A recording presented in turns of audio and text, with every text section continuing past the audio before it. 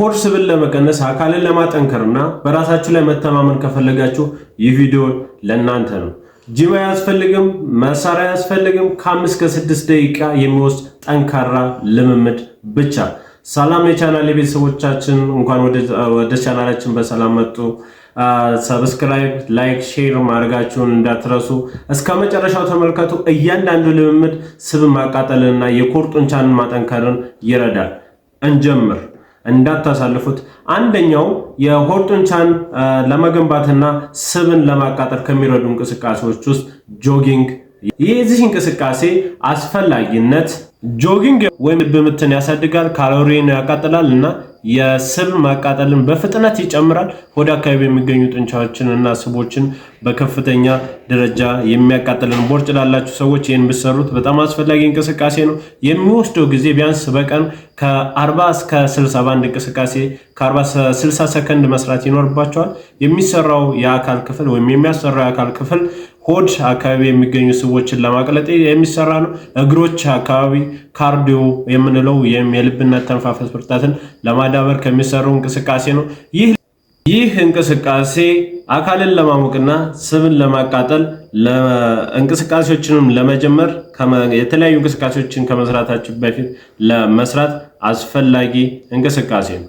ሁለተኛው ላይ ጃምፒንግ ሮፕ ወይም የገመድ ዝላይ የምንለው ነው። ይህን ገመድና ያለ ገመድ እንደያዙ በማስመሰል የሚሰራ እንቅስቃሴ ነው። አስፈላጊነቱ ጃምፕ ሮፕ ከፍተኛ ካሎሪ ያቃጥላል እና የሆድ ስብን በፍጥነት ይቀንሳል። የሚወስደው ጊዜ ቢያንስ እስከ 40 ሰከንድ መሰራት ይኖርበታል እና ከዚያ በላይም እንደ አቅማችሁ መጨመር ትችላላችሁ። የሚያሰራው የአካል ክፍል አንደኛው ሆድ አካባቢ የሚገኙ ስቦችን ለማቅለጥ ከፍተኛው ሚና ይጫወታል። እግሮች አካባቢ የእግር ጡንቻዎችን ለማዳበር፣ ትከሻ አካባቢ በምታወዛውዝበት ጊዜ ትከሻ አካባቢ የሚገኙ ጡንቻዎችን ያዳብራል። በከፍተኛ ደግሞ ካርዲዮአችንን ለማዳበር የሚሰሩ እንቅስቃሴ ነው። ያው በተደጋጋሚ ካርዲዮ ስንል የልብና የአተነፋፈስ ብርታትን ለማዳበር የሚሰራ እንቅስቃሴ ነው። የደም ዝውውራችን የተስተካከለ እንዲሆን፣ አተነፋፈስ ብርታታችን የተስተካከለ እንዲሆን፣ የልብ ምታችን የተስተካከለ እንዲሆን ከፍተኛው ሚና የሚወጣልን ነው። የልብ ተግባር፣ የሳምባ ተግባር፣ ይህ ተግባሩን አልዘረዝላችሁም። ይሄንን ግን ለማዳበር ከሚሰሩ እንቅስቃሴዎች ውስጥ አንደኛው ጃምፒንግ ሮፕ የምንለው ነው።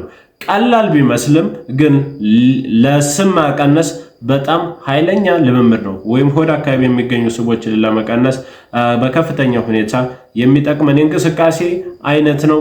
ግን ቻናላችንን ሰብስክራይብ፣ ላይክ፣ ሼር ማድረጎትን እንዳይረሱ። ቪዲዮንም እስከ መጨረሻ ድረስ ይከታተሉን። ጠቃሚ እንቅስቃሴዎች አሳያችኋል። ሶስተኛው እንቅስቃሴ ላይ እንግባ። ሶስተኛው እንቅስቃሴ ማውንቴን ክላይምበር የምንለው የእንቅስቃሴው አስፈላጊነት የኮር ስልጠናን ያጣምራል። የሚወስደው ጊዜ ከ30 እስከ 40 ሰከንድ መሆን አለበት።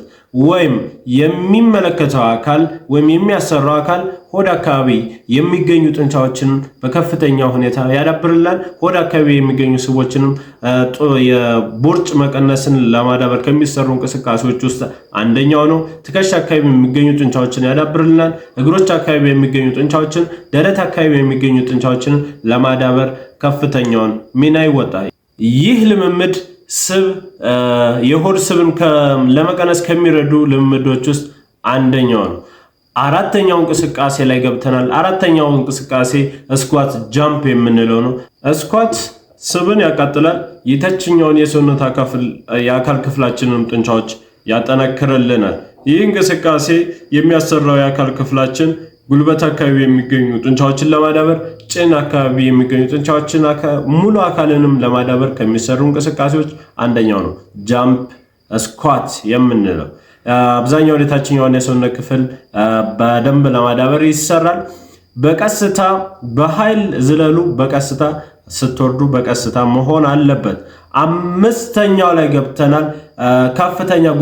በከፍተኛ ጉልበት መሮጥ ወይም ሃይኒ የምንለው ነው። የዚህ እንቅስቃሴ ዋነኛ አስፈላጊነት ከፍተኛ ኃይል የሚያስፈልግ ልምምድ ሲሆን የሆድ ስብን በፍጥነት ያቃጥላል።